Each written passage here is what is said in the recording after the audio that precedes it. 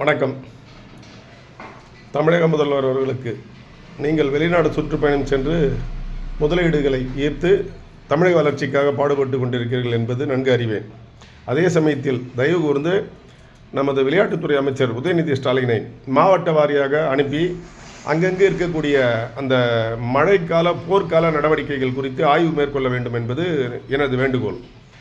வருகின்ற மழைக்காலங்களில் நிச்சயம் தமிழகம் பாதிக்காமல் இருக்கும் என்பதற்கு எடுத்துக்காட்டு தான் இன்றைக்கு வட மாநிலங்களே இமாச்சல பிரதேஷ், உத்தரப்பிரதேஷ், ஜார்க்கண்ட், குஜராத் இப்படிப்பட்ட மலைவாழ் பிரதேசங்களில் அதிக மழை பெய்து அதிக சேதத்தை விளைத்து கொண்டிருக்கிறது. ஆயிரக்கணக்கான மக்கள் இறந்து கொண்டிருக்கிறார்கள்.